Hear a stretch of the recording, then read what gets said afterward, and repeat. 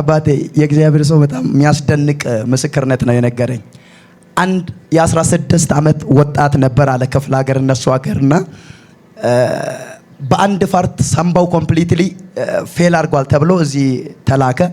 አዲስ አበባ መጥቶ ምኒልክ እየታከመ ምኒልክ ይሄ ሳምባ አይሰራም ፈጽሞ አይሰራም ፌል አድርጓል በአንድ በኩል ተብሎ ሰኞለት ጳውሎስ ሆስፒታል ገባ ተባለና ሪፈር ተጽፎ ወደ ቤት መጣ እና ሪፈሩን ይዞ ወደ ቤት ከመጣ በኋላ እሱ እዚህ ቸርች ይመላለሳል ያያል ያንተን ጸጋ ያውቃል አንተ ስትጸልይለት ብዙዎች ቴስቲሞኒያቸውን ሲናገሩ ይሰማልና ከዛ በኋላ እንዲህ አላቸው እኔ ስራ አለኝ ነገር ግን አንድ ነብይ አለ ሂዱና እሱ ጋር ሂዱ እሱ ከጸለየ ነገሩ ይገለበጣል አልኩታል። ኢየሱስ ጌታ ነው። እናም እነሱን ወደዚህ ላኩኝ እሁድለት መጥተው አንተ ጸለይክላቸዋል ሙሉ በሙሉ አንዱ ሳምባ አይሰራም ፌል አድርጓል የተባለውን አንተ ደግሞ ስትጸልይ ሂዱ ዶክተሩ በሽታው የለም ይላቸዋል አለ።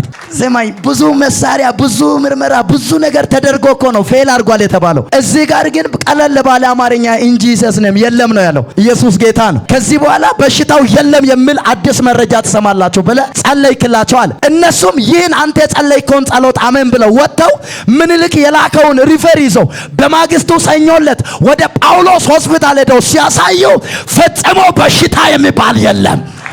አራ የለም። አረ ለጌታ ክብር ይመጣል። ተውልኝላችሁ ኢየሱስ ያድናል። አሜን። ወዳጄ የተባለው እኮ አይሰራም ፈጽሞ ፌል አድርጓል የተባለ ሳምባ ነው። እዚህ ጋር መጥቶ ክኒኒ አይደለም የዋጠው መርፌ አይደለም የተወጋው ሰምቲንግ አይደለም የተደረገው ጸለየ። ከዚህ በኋላ በሽታው የለም አለ። እግዚአብሔር የአፉን ቃል አጸና። ፌል ያደረገው ሳምባ እንደገና ተፈጥሮ ዶክተሮች አሁን በሽታ የለብህም you are free አሉታል። አረ ለዚህ ጌታ ደምቅ ያለ እልልታ ጨብጨባ ይሁንለት።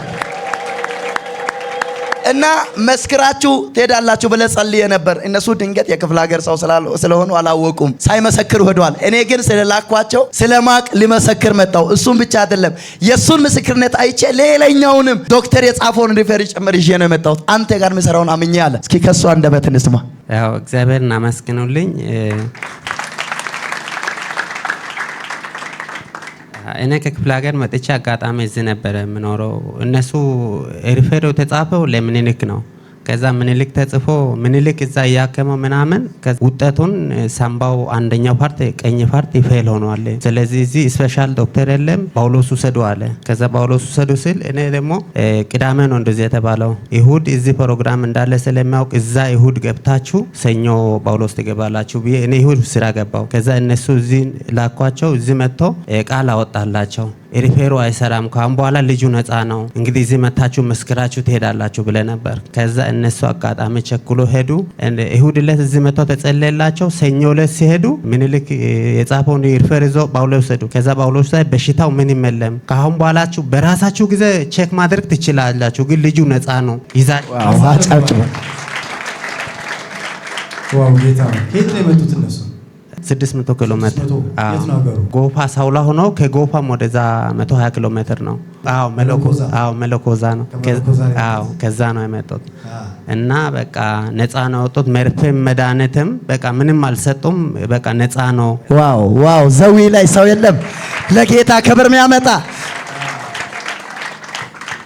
ያው ብዙ ብር ነው። ቢያንስ 3 ቀን ነው እዛ ምኒልክ የተመላለስ ነው። ውጭ ምናምን እስከ 80 ሺህ ብር ነው የታከመው ግን ምንም መብት አልተገኘም። በዛ እዚህ በወጣው ቃል ልጁ ድኖ በዛ ቀረ። እስካሁን ራሱ ደውዬ እየጠየኳችሁ ነው። ልጁ ትምህርት ቤት ኳስ ምናምን ጫውታ ትምህርት ቤት ይመላለሳል። ሁሉ ነገር ያደርጋል። መሄድ አይችልም። እኛ እዚህ በከተማ ውስጥ እየተሸከመን ነበር። በእግር መሄድ አይችልም። እዚህ መጥቶም በእግር መሄድ አይችልም። እኛ ተሸክመን ነበር። እዚህ ላይ አድርገን ተሸክመን ነበር። ሐኪም ቤትም ስናመላልሰ ነበር ነው። ከዛ ነው እንግዲህ እግዚአብሔር ነፃ አውጥቷል። ሰላም ነው። ኢየሱስ ያድናል። አሜን አሜን ነው። ዛሬ አብረን ተስፋ በተቆረጠ ነገር እግዚአብሔር ጣልቃ ይገባል። አሜን እናለው። ቀጣይ መስካሪ አንተ ትሆናለህ። አሜን። ቀጣይ መስካሪ አንቺ ትሆኛለሽ። ይሆናል። ቀጣይ መስካሪ አንቺ ትሆኛለሽ። yes ይሁንብ በኢየሱስ አሜን። አሁን ሰላም ነው። ልጁ ሙሉ ጤንነቱ ሰላም ነው። ደግሞ እሱ ምስክርነት አይቼ አጋጣሚ ያው ከሱ በሽታ ፋዘር አጋጣሚ አሁን ሽንት በሽናቸው ላይ ያለ ተብሎ ሪፈር ጻፉ። ሪፈሩን ይዛችሁ ነው እንግዲህ እኔ እዛ ወስጄ አስጸልይላቸዋለሁ። ከሱ የእናንተ አይብስም። ሰላም ነው። ስለአባትም ጸልያለሁ። አሜን። አባት ናቸው። የአክስቴ ባል ኢየሱስ ጌታ አሜን ነው። ጸልያለሁ ለሳቸው በቀጣይ ምንድነው የሚያማቸው እሳቸው ኢቲ አለ ተብሎ ኦፕራሲዮን እንዲደረግ ከክርስቲያን ሆስፒታል ሪፈር ተጽፏል። ወደዚህ ክርስቲያን ውስጥ ከዛ ወደዚህ ተጽፏል። እና እኔ ያው ሪፈሩን ይዤ ወጥቼ መጣሁ። ያው ሐኪም ቤት እንዳገቡ በዚህ አልገቡም ሐኪም ቤት አልገቡም። ዛሬ ጸልይ በጌታ በኢየሱስ ስም ከዚህ ሰዓት ጀምሮ በቀጣይ ጊዜ ስትመጣ የእግዚአብሔር ኃይል በህይወት ተገልጦ አሜን። በቀጣይ ደግሞ በትልቅ በሌላ ምስክርነት እንድትመጣ በኢየሱስ ስም ተናገር አሜን። ይሄን ነው ሲጠጡ ሚንከባለን ነገር ይንከባለን አሜን። ኢን ጂሰስ ኔም አሜን አሜን። በኢየሱስ ስም ኢየሱስ ጌታ አሜን።